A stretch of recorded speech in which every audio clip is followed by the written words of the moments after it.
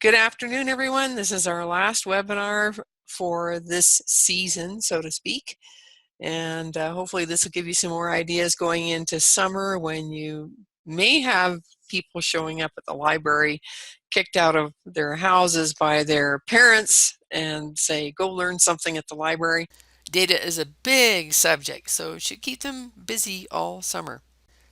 We're going to explore programming techniques that are used in data with Python and Karel, and go into a fairly extensive introduction to collecting, organizing, analyzing, and visualizing data. I'm Sheila Crawford Bunch. I'm the Director of Education for NCLab. And this webinar series is made possible by a Nevada State Library Archives and Public Records Continuing Education grant funded by the Institute for Museum and Library Services through the Library Services and Technology Act. NCLab is a self-contained desktop platform where you can learn and use computer programming, modeling, and many other STEM skills. You learn through self-paced, self-graded courses, apply the skills using the apps in Creative Suite, and today we're going to focus on using data to solve problems and answer questions. If you would like to, you can open your desktop and follow along, or you can try some of these exercises after the webinar. We're going to just delineate a purpose, and our look at the standards today is a little more in-depth. Data is a huge set of standards in computer science and in mathematics. So we'll take a look at the standards that apply. And we're also going to go pretty deeply into the whys and hows of data collection, organization, and analysis. And after we've gone through that, we're going to learn where we can practice these skills in the NCLab courses. And that starts with Karel. So when you get into Unit 3 of Karel, Karel is starting to collect data. If you're familiar with the course, you'll remember at one point their maps go flying all over the place and Karel has to go and pick them up. And that's the way to introduce counting variables. Then the turtle, actually in Unit 3 of the turtle course, the visual introduction to Python, there's a lot of good simulations on using sensors to detect data. That's a great way to learn that. And finally, in Unit 4 in Python 2 is where you're reading and writing data files, working with visual files, and creating graphs and visualizations. And then I'll just give you a little preview on our data analytics courses. We developed these courses under State of Nevada WIN grant in collaboration with Truckee Meadows Community College. And I've been working on scoring a couple of seats for people in the library system to try them out. They're not part of the library package, but I do want you to be aware of them. And just a couple of ideas on setting up a data camp for your coding club. Our purpose with these courses is to outline the steps needed to collect, organize, analyze, and visualize data. And really I want to use those as concept points. Everything around collecting it, everything around organizing it. And analyzing and visualizing data, as you'll see, go hand in hand. We're going to model and simulate data collection with these courses and learn how to aggregate lists and visualize data using Python and Matplotlib, which is one of the Python libraries. So the examples that I'm showing in these presentations, they are taught in the higher units of the courses. You can see Karel units 3 to 5. The last unit in Visual Intro to Python, and primarily Unit 4 of Python 2. Unit 2, you really need to learn in order to manipulate lists, which are used extensively in Unit 4. Participants should be either working concurrently with these levels in the courses or have completed them. Otherwise, they're going to have a little difficulty understanding what to do.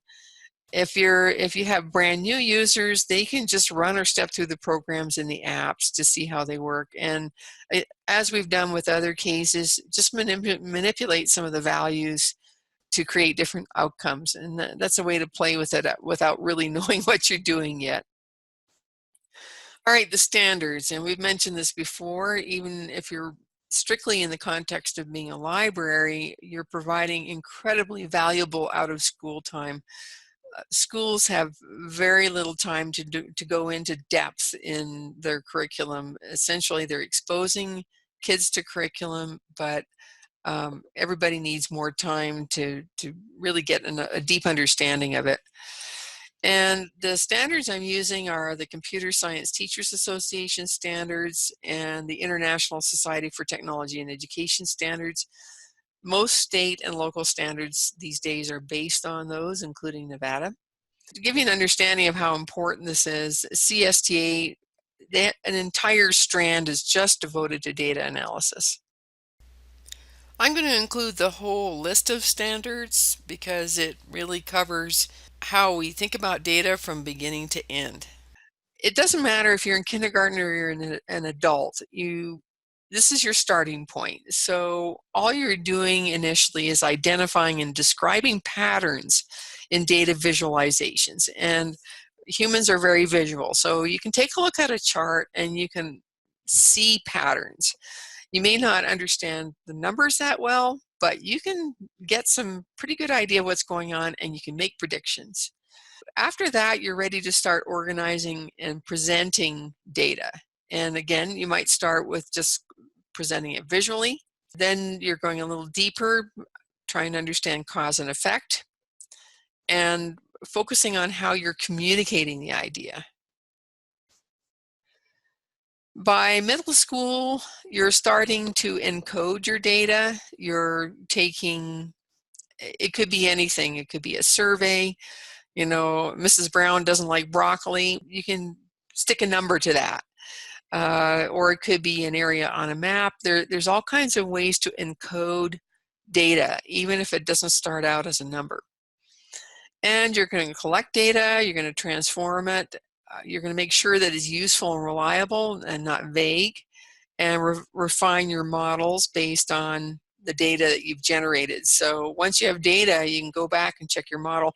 And this is especially true in science and engineering. In that case, you're using data to check a hypothesis or test an outcome.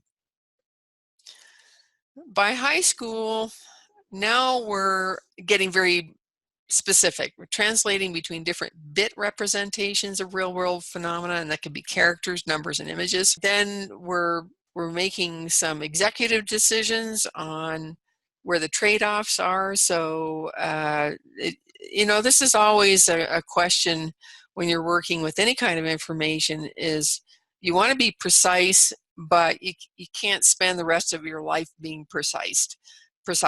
So this is where trade-offs go, the costs versus benefits. And then you're learning how to create interactive data visualizations. And this is where you might have an app where someone could put inputs in and change the output. Or they can have the same inputs and try different outputs. And you're also creating models that represent relationships. And this ties into the math standards as well. Senior high school, you're really looking at data from complex systems. So that's real world data, and you're using your tools and your techniques. And again, you're generating information that is going to support your claim or communicate information. And this third set of standards here, again, goes back to science and engineering, especially when you get into simulations. ISTE always thinks about what are we developing as a person, and really I would say two areas in the ISTE standards apply. You're really working on computational thinking, so it's not just a vague, I think something is so, and I've seen it once or twice, so therefore I know it's so. No, we're turning them into being hardcore analysts with real data, real numbers, real computations, and learning how to communicate those effectively. Okay, math standards. And again, I've really gone broad on this because even if you're not in those grades, those might be skills you need to go back and tweak in order to understand what you're doing. So from kindergarten through to 5th grade, we're really focusing on measurement. And it starts out very concrete. You measure lengths, and I know you probably remember doing things like using chains or your finger, top of your finger is about 1 inch long, and you kind of walk it along the surface and you measure how many finger lengths you have, because you want to relate it to kids' concrete reality. And then you wean them from that and get them into standard units. So standard units are things like inches, feet, miles, kilometers, millimeters, and so forth. These are standard units of measurement. And we're not just talking about physical dimensions, we're also talking about time and money, and then solving problems. And then you're taking measurements and applying them to 2 dimensions, area and perimeter. And you're learning how to convert measurements, and you're getting into understanding of angles. So all these things go together, and you end up with starting to understand volume, which is 3 dimensions. You'll notice that by the time you hit 6th grade, it's not called measurement anymore. It's called statistics and probability. So now you're starting to build the math skills to deal with all that data. You're understanding what variability is, what distributions look like. In 7th grade, you start to use random sampling. You're starting to draw informal comparative inferences about 2 populations, and you're using probability models. And bivariate data, that would be more like regressions. So this is all preparing for some pretty advanced treatment of data. And then in high school, and these are just the category headings, and I put links in there if you want to explore these. The nice thing about the way the core standards are set up is you can drill down, so you can look at their headings, and then eventually you can get to some examples, and they cross-connect. So these are very rich documents that you can work with. And you're doing a lot of modeling. So under what we call math practices, which is how we use math, they have a lot of great topics here. So these are great topics that you can organize data collection around. You're talking big social conditions like emergency relief, how much water and food you need for a city of 3 million people, and right down to analyzing the stopping distance of a car, which is more physics and engineering. Maybe risk in situations like sports. They really have some very nice topics that you could organize a group around. All right, so I initially tried to set up a loop here, but really all of these boxes interact with each other, so I'm just calling it data flow. I think this is helpful to see all the steps of the process of how you process data, I should say. There's a lot of skills just around collecting data, and then once you have data, you need to put it into a framework of some kind. So you need to import it. It has to be organized. You got to make sure it's clean. And when you're cleaning data, you're removing duplicates and errors and all kinds of stuff. And there's always stuff to be removed, especially if you're getting data from different sources. You might have one source labeled data one way and another source labeled data another way. And you have to make sure that they're talking about the same thing. So this is actually quite an important step that people forget. You've got to clean up your data. And then you might want to select for certain parts of your data. That's filtering. Aggregating means taking all the little bits of data and coming up with a number that represents the whole. You might be combining data sets, and then you're going to be exporting them to something. It could be even just a chart into a document, or it may be into an analytical programming. So this is kind of the flow through here. And then in addition to that, you're usually setting up access to your data, who has permissions to do what with it, and you're storing it. And we're not really going to go into this part. We touched on encryption a little bit in one of the other webinars, but this is just here for awareness sake. So these are both yellow because it's hard to collect data if you don't know how you're going to systematically collect it and store it. These go hand in hand. And then once you're done with all this part, then you're analyzing and visualizing it. And these really overlap. Visualizing is quick and dirty in a lot of ways, but it really helps you check both the numbers that you're using and what you're going to do with those numbers. So this is an iterative process that goes back and forth.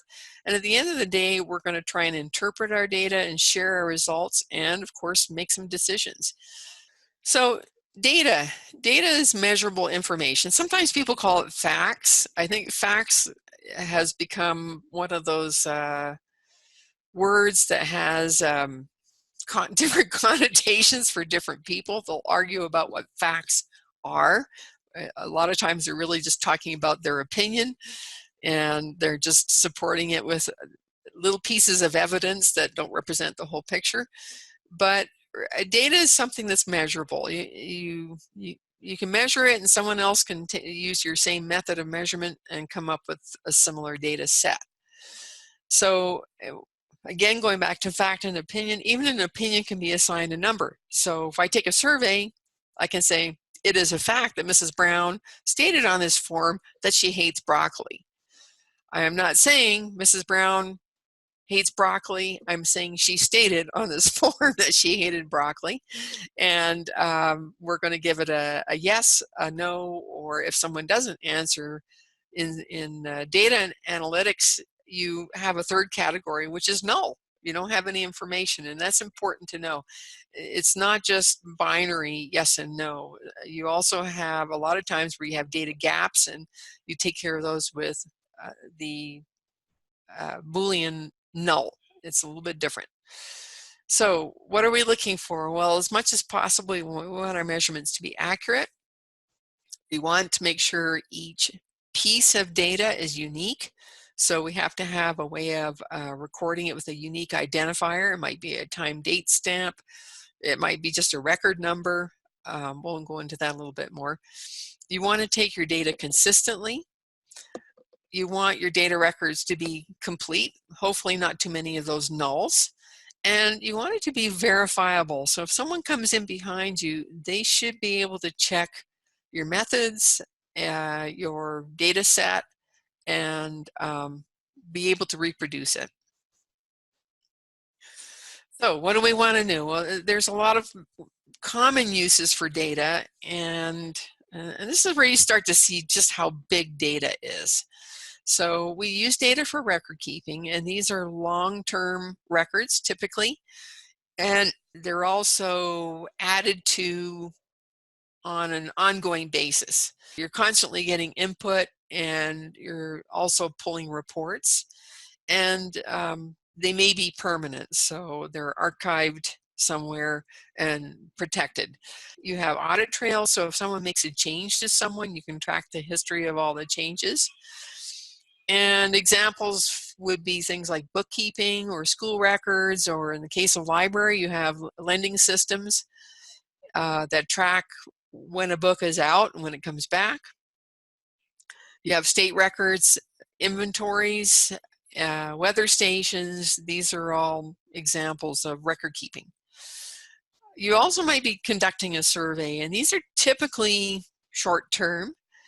That sometimes they'll transfer the data from the survey to a long-term database, but they usually have a beginning and an end. A big example, one that's under a little controversy right now, is the census, because the courts are trying to decide whether they're going to include citizenship questions or not.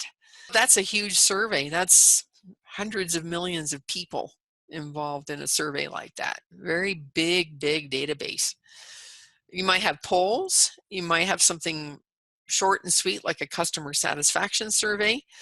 And one category, which you're going to see on social media a lot, are what you call fun surveys. And these almost always have hidden purposes.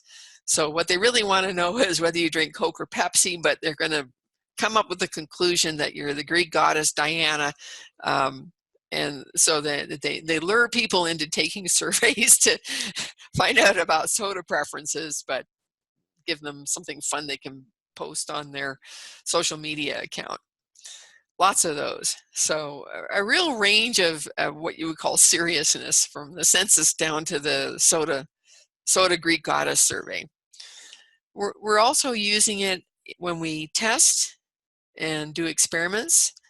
And these are typically short-term, and they result in an analytical report, but they might be repeated, or they may be carried out over a number of years. We use those in engineering tests and scientific investigations. It could be a wind tunnel test or a drug trial for a drug manufacturer.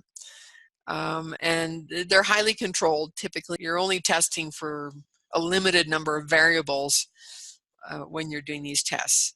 You also have data used in ongoing performance. So advanced manufacturing, for example, your assembly lines are going to be full of sensors that are constantly taking data and reporting it. And usually you're looking for failures.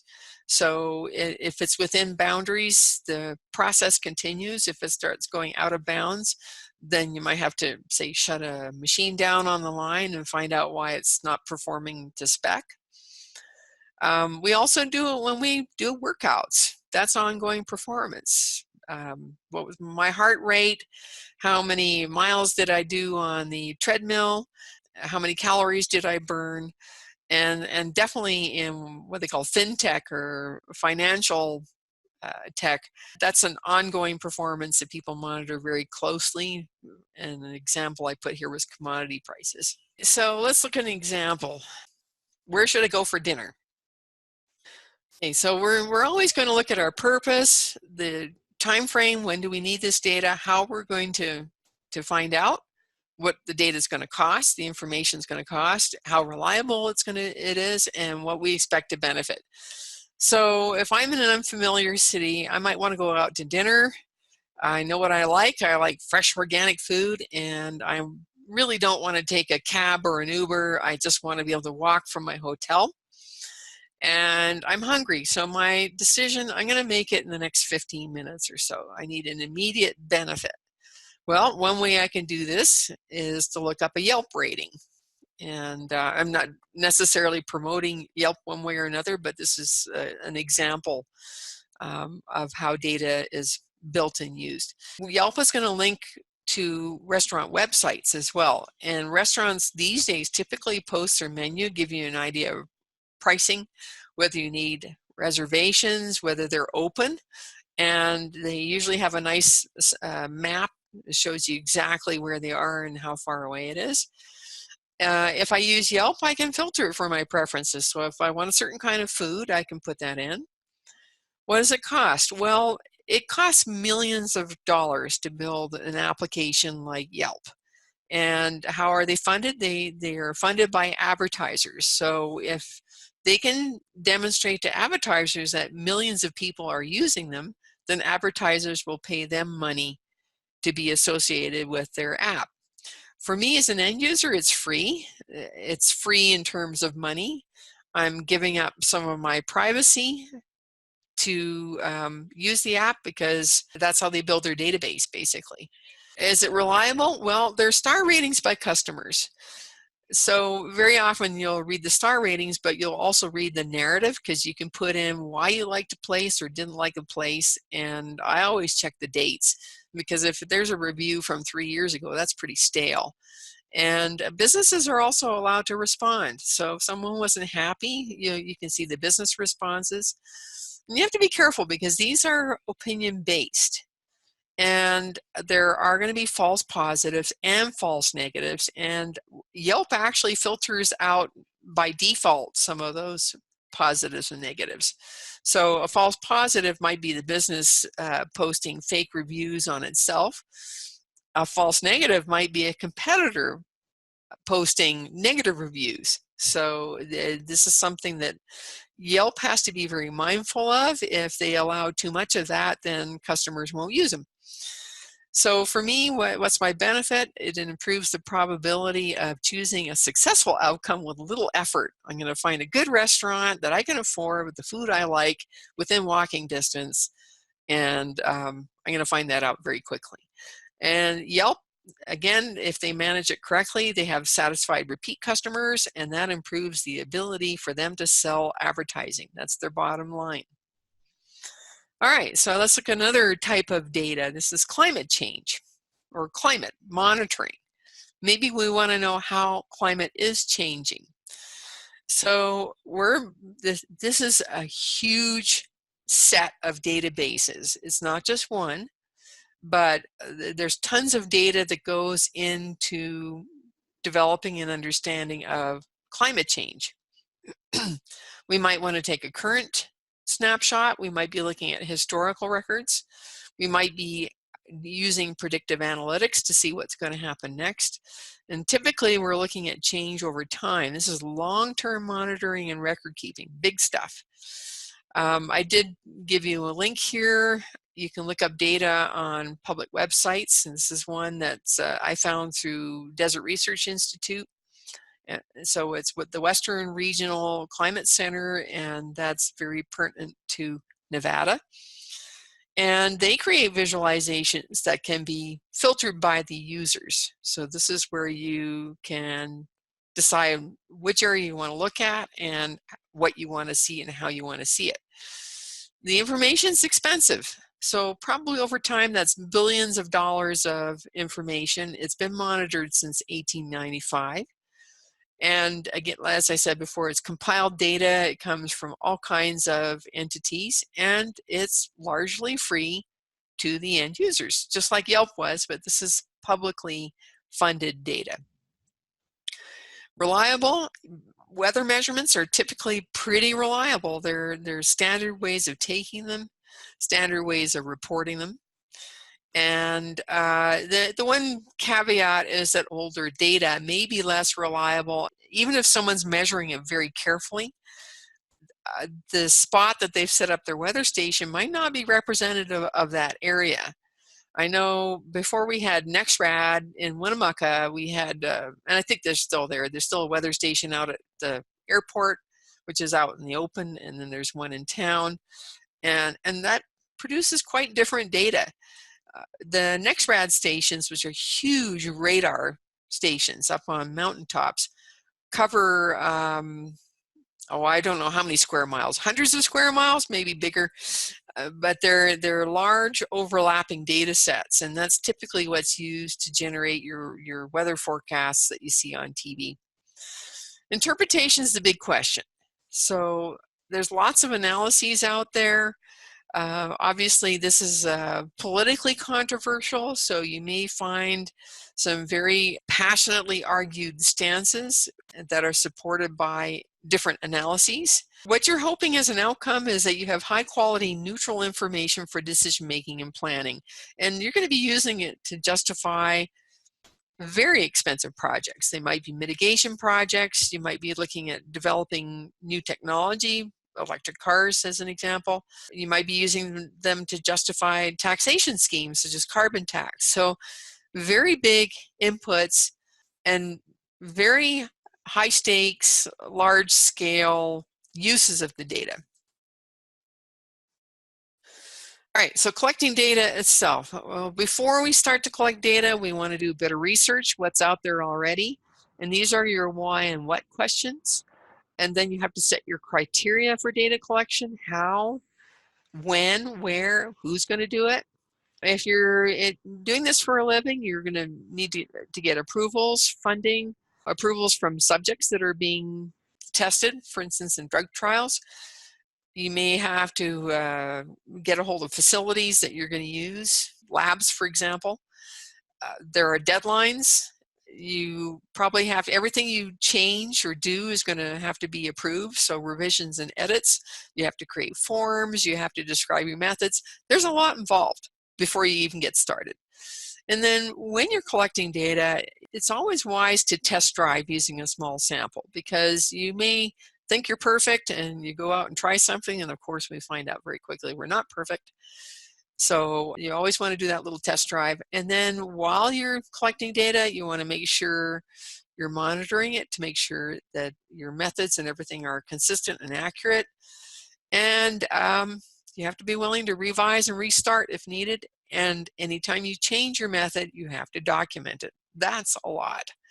Afterwards, you're going to inspect for duplications and errors and missing information. That's the cleaning process. You want to set up your audit trail so you know exactly what gets changed when, and then you want to make it available in a form that's consistent and easily used by whoever needs to work with the data. Okay, so the easiest way to organize a data set is with a table. And this is your basic spreadsheet. So each column represents a data category or a data type. And we have, in this case, we have an invoice number, and that's also our identifier. And the data type it's an integer. Our customer is text, it's a name. Same thing with the item description. The date is a specific data type called date. There's different formats for dates.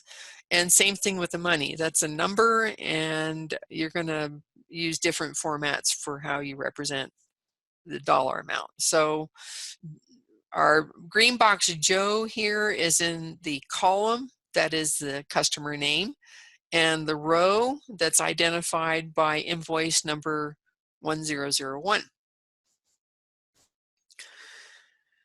So that's fine. We have one table, but for most data collection systems, it's not enough. We want to be able to sort data. We want to be able to look up information from different tables.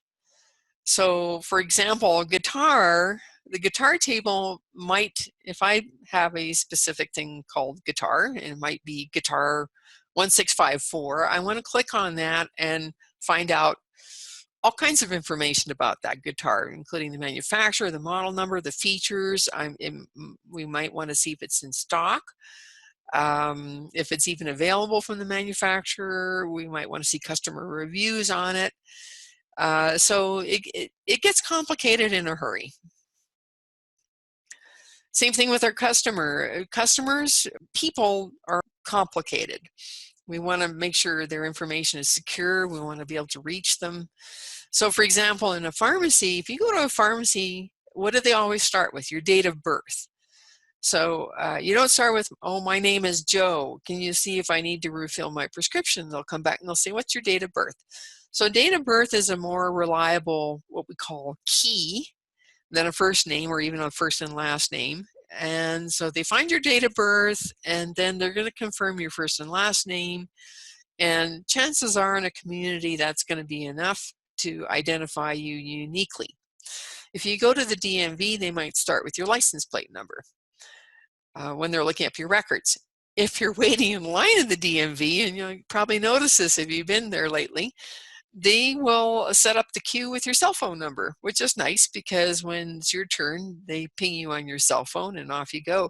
So you're no longer taking a number, they're using your cell phone number. It's uniquely tied to you and they can communicate with you.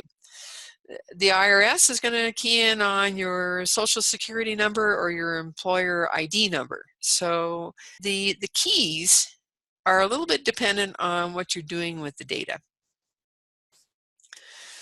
All right, so there's different types of databases. And once you start having a lot of data, it gets organized into a database.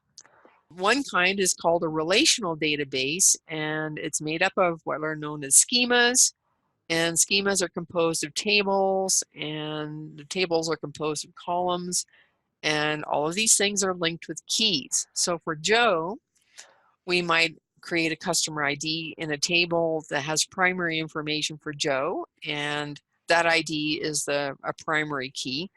But that might also be used as a foreign key in other tables. So we might look up a transaction table and we look for Joe's key and we can find out what Joe bought and when Joe bought it.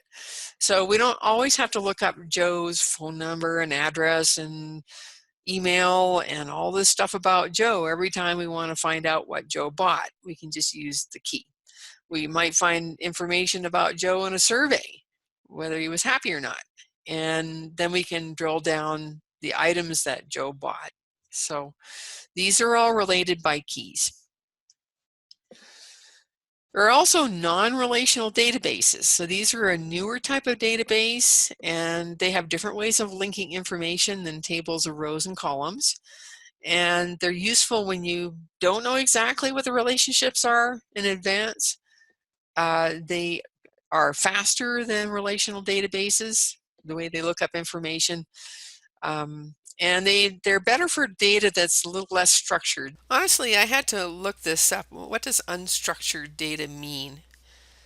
As it turns out, and this is a quote from Wikipedia, Merrill Lynch determined in 1998 that somewhere around 80 to 90% of all potentially usable business information may originate in unstructured form. For example, natural language. The way we use language is very different than a dictionary entry.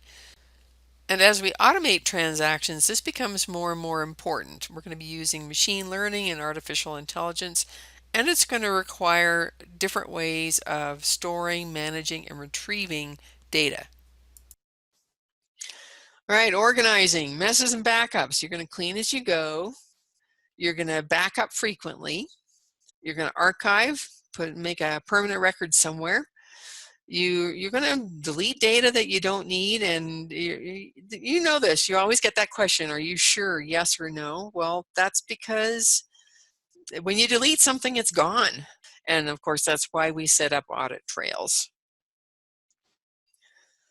All right, so I made a little simulation, and you're going to have this. I'll just show you here real quick. This is the simulation we're using, and it's just a spreadsheet. So before you start applying Python and SQL languages and all this more very complex way of organizing data, everybody should know how to use a spreadsheet. And spreadsheets can do quite amazing things. So we're going to look at this little simulation. It's a takeout restaurant, Olivia's Takeout. It's open from 8 a.m. to 7 p.m. daily. And the owner wants to improve her business. So how do you improve a business? Well, by increasing income and decreasing expenses. And these are measurable outcomes. As a business owner myself, sometimes we have some interesting ideas about what means success. Am I happy? Are people using my stuff? Yes, those are great outcomes, but your business is not going to stay alive unless you're making more money than you're spending. So we're going to hold hard and fast to what is going to increase our income and decrease our expenses. So she's going to collect some data, and she starts by entering all her receipts from the day before, which was Monday. She recorded the receipt number, so that's her identifier, total amounts in dollars, and the time of day on the spreadsheet. And we're gonna assume she's already cleaned her data. So this is what it looks like. Here's her receipt number. This is Monday, and the receipt totals, and a timestamp. This is when this order was made. So really 3 columns of data, and the fourth we'll explain here in a moment. And there's just a snapshot of what I just showed you and a link to that data set. So in our columns, that's what I just explained. This is what we have. And columns A, B, and C are our raw data. And column D is a copy of the receipt totals, but it's put in orders. So this is $1, $2, $2.35, and so forth. And we're going to use this ordered data for a certain purpose. It's sorted. Raw data, it's hard to make an analysis of raw data. So we're going to start by doing something called aggregating. And it sounds very fancy, but basically you learn how to do this in elementary, middle school. Counting things up, that's aggregating. So how many customers did we serve on Monday? Well, we count up the number of customers, and we found out we served 31 customers. And there's a spreadsheet function called count. All of these are spreadsheet functions. Let me just zoom in for a moment so you can see this better. Let's go view, and we're going to go to 200%. Okay, and I'm going to scroll down here. So if I click on this cell, that's still pretty small. It says sum, and then it gives that range of the columns in parentheses B3 through to B33. And there's my function count, and there's my function max, and my function min, and my function average, and my function median, and my function mode. You should know how to do these calculations so you understand the numbers, but the spreadsheet will do the calculations for you. So these are all just some very basic aggregating functions. What's the least amount of money we made per transaction? What's the most? What's the range? What's the average? That's just dividing sum by count. What's the median? And median and mode are often more meaningful than average. Median is the middle value, and mode is the values that occur the most frequently. Okay, so we're going to do some visualizing. Line graphs is one way to visualize data. These are super easy to create on a spreadsheet. And you can see I've got two sets of data here. Here's my raw data, that's the blue. And then the red is my ordered data, that was in that column D. And that makes it easy to see your middle numbers. There's your median and mode right there. The average is calculated, so it's not actually a data point, but it's somewhere right here. And your raw data, well, both your sorted data and your raw data. So your sorted data shows your minimum to your maximum, and you can also see it on pretty easily on the raw data. You can also visualize the data with bar graphs. There's our sum for the day. And if I do this in the spreadsheet, I'm going to click over to the spreadsheet so you can see just how neat these things are, and they just do all the work for you. So if I click on this, it'll tell me the sum, the precise number of the sum. Same thing with the count. Oh, it says I had 30. I must have changed it. There's your max, there's your min, there's your average value, your median, and your mode value. So that's something you don't see on the slideshow, but when you look at your actual charts on the spreadsheet, they give you the numbers that correspond to your visual. You can color code them, which is what I did to try and distinguish them. And also I'm looking at this chart and I'm going, I can't really see these very well, so I'm going to make another chart that is only looking at these pieces of information, and that has a much more useful scale. And one of the things I can see is that my average, median, and mode are all pretty close in value, and so they're all measuring the center of my data pretty closely. Okay, so I might also want to compare information, and I'm looking at my timestamps now. This is an independent variable. And I want to see if my receipt amount depends on the time of day. Well, I can see groups of data. This one really stands out. What are all these low values in here? So I can go back and I can enhance those with a bit of color. And just looking visually, I can see this is the breakfast hour, this is the lunch hour, this is after school, very short period of time from 3 to 3:15. So I must have a mob of kids coming in and ordering the cheapest item on the menu because they're hungry. And then this is my dinner hour, and maybe people are buying family buckets or something to take home to dinner. I'm guessing at this, but it's probably a fair guess. But the way I've represented my data here, it's not really fair because it's just my data points. It doesn't really show my time intervals very well. And I can change that. And on the second page of this, basically we've created a column that's just equal time intervals and taken the data from our original data and put it into this time intervals here. So when I go to plot it, now I can see, man, there's huge gaps in here. And there's my little breakfast rush, my lunch rush, my after school rush, and my dinner rush. That looks very different than the previous data. And it also gives me a little more realistic idea of when I'm earning money.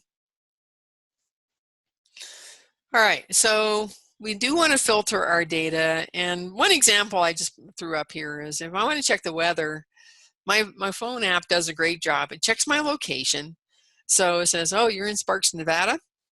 I'm not going to show you all the information for the Western United States. I'm just going to show you Sparks. I'm going to show you today. I'm taking your date information. I'm showing it today. And typically a person that wants to know what the weather is going to be like in detail. So this is by the hour during the day. And they also want to be able to glance ahead for the next week. So that's what it does. My phone is filtering the data for me based on what they know customers want and on my location.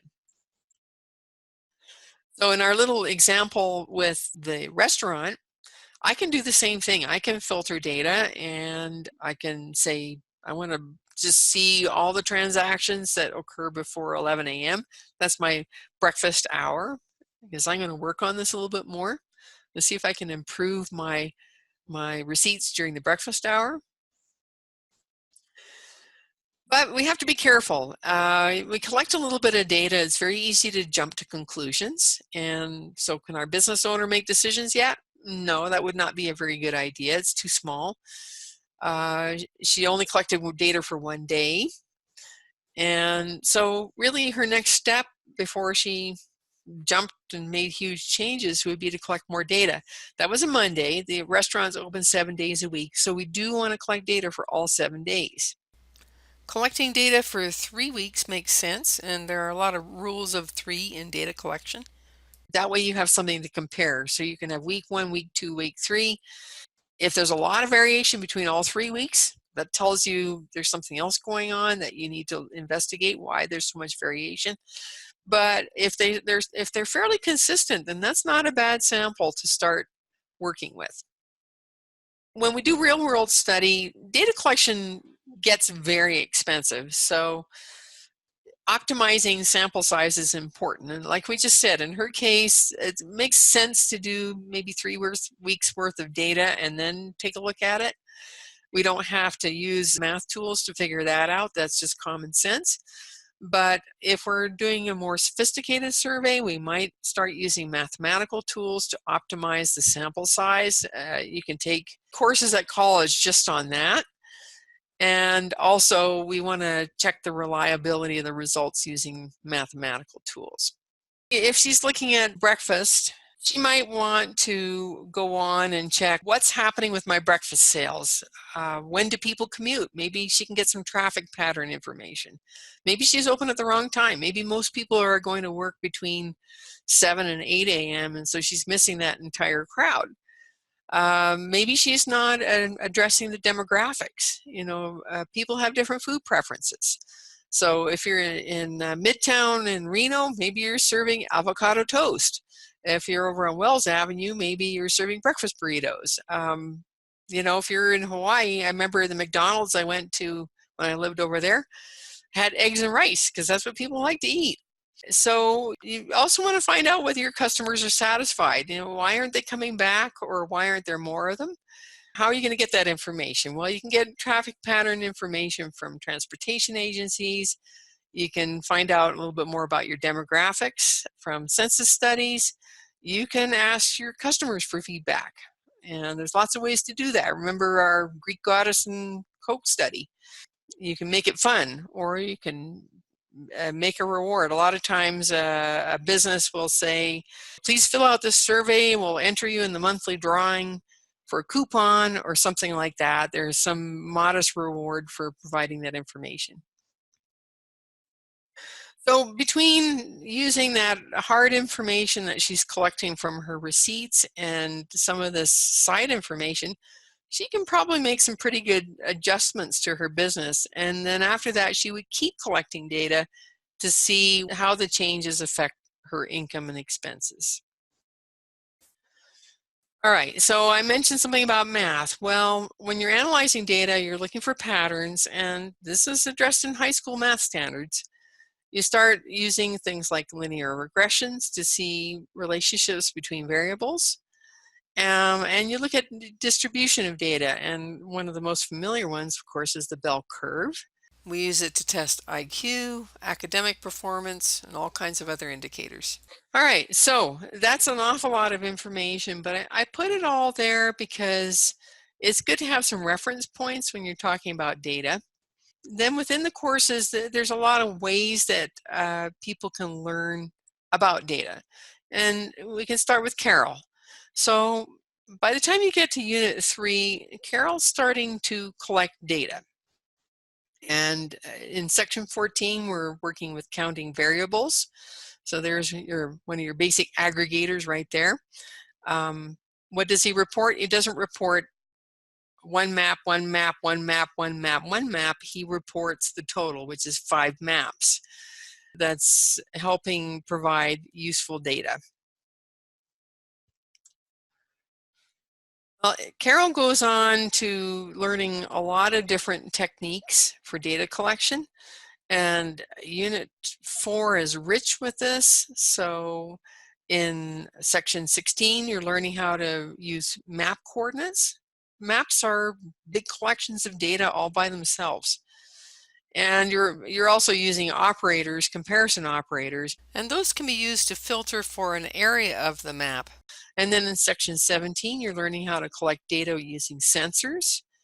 In 18, you're testing information with random integers, and you're also measuring max and min. Those are 2 more aggregates. Sections 19 and 20 are all about how you store data. So you're storing it in lists, and then you're making use of those lists. So you're no longer just saying, oh, we collected 5 maps, but you can say, you know what, these items are located precisely in these locations. That's a much richer type of information. In Unit 5, there's 2 sections that are pertinent, and one is, the first one is Section 21, and it's exploring randomness and probability and frequency distribution. These are all used for analyzing data, and randomness is also used to collect data. How do you find data if it's not nice and neatly organized? Well, randomness will help you find that. 21.9 takes about 10 minutes to run in the course to build that binomial distribution. So I made a little 1-minute video, a compressed version of it. Here it goes. We're going to have Karel show a cool experiment based on a coin toss. So imagine that you toss a coin 10 times. The number of heads that you will get, let's call it x, will be somewhere between 0, 1, etc. through to 10. But these values do not have the same probability. For example, getting a 0 or 10 is less likely than getting a 4 or a 5.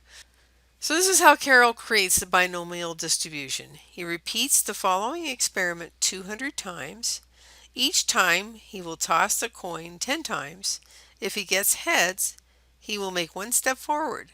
That's how he counts the number of heads, x. The yellow wall represents the x-axis. Its left end means x equals 0, and the right end x equals 10. As you can see, Karel has not collected 0s or 10s, but has collected plenty of 4s and 5s. In 23.5, it shows how Karel can do additions, and Karel is Python, so you can use any calculations that you would use in Python and incorporate it into a Karel game.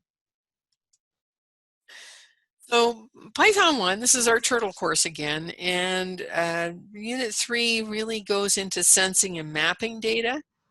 And again, we're talking randomness, generating random data for testing purposes. Then in section 12, you're learning how to use sensors to detect and collect data based on certain conditions. And then we're collecting and using data for very specific purposes. And in some of the exercises, you are repairing a drawing. So that's quite a specific purpose. And those are fun to practice, because then when you go to real world applications, like say a machine that repairs itself, it's exactly the same process. LiDAR is big these days. It's a way of detecting objects and distances. It's used in self-driving vehicles. It's used in topographic surveys. So this is showing you how to use that. And then again, we get back to lists, but these are a little more sophisticated, using the sensor data, the LiDAR data, to retrieve data from lists and do something with it. And there's an example of the turtle detecting, in this case, it was supposed to be enemy aircraft. So that turtle's pretty much surrounded. It detected 21 enemy airplanes using LiDAR. Switching over to Python 2, as Unit 2 goes very deeply into how to use lists and arrays and tuples and different ways of organizing data. But Unit 4 is really where you're now learning how to read data files, write to them, and not just numbers and text, but also bitmaps and visual files. Organizing data into dictionaries. This is relating information to its other pieces of information. And then Unit 20 is really quite fun. You create a lot of visualizations from data. So here are some examples. These are basic. These look like your spreadsheets. So this is a line chart, and that's some financial data. There's bar charts, births in the United States based on race in 2016.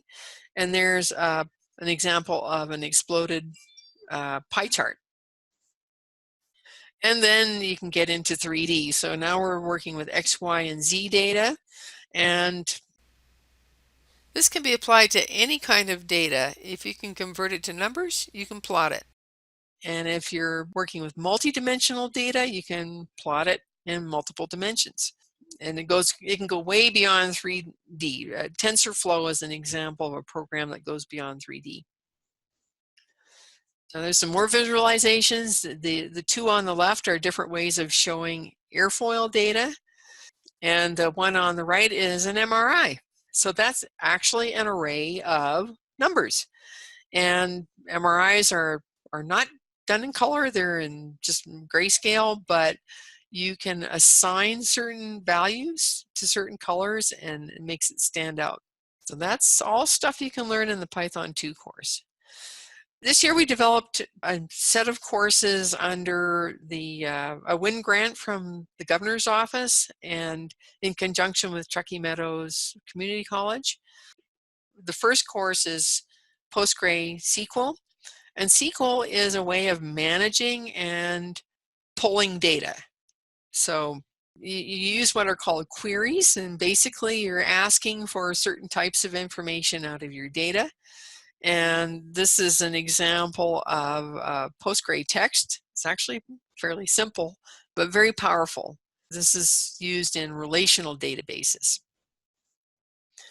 And then we get back to Python. This Python course is specifically designed to teach data scientists how to use Python. So if you go through Python 2, you're going to get pretty much the same thing, but this one is specifically oriented towards data science. And what I did was I put links into the syllabus for each of these courses, so if you want to take a look and see what's in there, you're welcome to. And then the third course we developed is predictive analytics. So this is showing things like trends and what you could predict. For instance, here's a data here and a data point there, and you'll find out how well you could predict data points in between. at this point, we're using Python libraries. So this particular course uses Pandas and Seaborn and SciPy and Statsmodels, and there are other Python libraries as well. And these are all used for data analytics. And they're all free. And they're all well documented. Okay, so what does all this mean for your camps and clubs? I don't think there's anything you can do quickly with data. I would think this really goes more to a long-term learning, and it might be a very good companion for once your participants get into the upper levels of Karel or the Visual Intro to Python or Python 2. You can set up study groups and use some of those principles we outlined in this webinar to hook your discussions together. You know, these are the main questions. How are we collecting the data? How are we organizing it? How are we analyzing it? How are we visualizing it? Are we making good use of this data to solve our problems? Those are big questions. And so you can get caught up in the nitty-gritty of writing code, but if you don't have these principles in mind, you know, garbage in, garbage out. We all know that one. That's what I would suggest, is to set up study groups, and you can have them concurrently, so you can have some more beginning people working in the Karel units and Visual Intro to Python, and the more advanced people working in Python 2. You could create mini data sets similar to that spreadsheet that's not even using Python, that's just a Google spreadsheet, or you can use Excel or whatever, just to see how you can put raw data in and aggregate it and create charts. And then you can practice the learned skills in Karel and the Python Turtle and the Python apps. One of the easiest ways is just to cut and paste the code from a course level into the app. Don't be shy. We want you to play with this information and the code. Make sure you save it to your own file name and then customize it. Try different things with it. Share it. Don't forget, if you're sharing it outside the course, to add attribution that is from NCLab and what course name and the level number and the date. Data is a lot of information. So as you're learning how to do these things, be very patient with yourself and with your participants.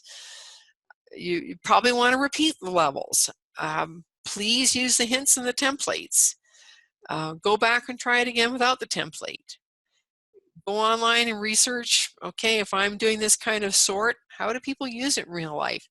And definitely, if you're in Python, read the python.org documentation and read the documentation for Pandas and Matplotlib and all these libraries. It's free, it's rich, it's good stuff. So that's what we did today. We're really looking at the standards.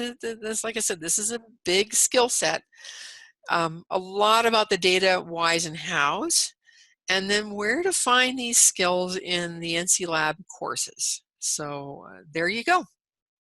And as usual, this is all going to get posted on the community page, and you can contact me or you can contact NCLab through support. Well, thank you for being here. It's always a pleasure to do these webinars with the libraries, and hopefully this helps supplement what you learn in the courses. I love these courses. You know, I provide support to people on a daily basis, so I get to go and revisit these course levels again and again, and the more I work with them, the more I appreciate how systematic they are. They may not be wrapped up with a pink bow all the time with you know, cartoons and stuff, but you learn an awful lot if you go through them. So anyway, have a great summer, and you know where to find me at NCLab, and I should have this posted within a week.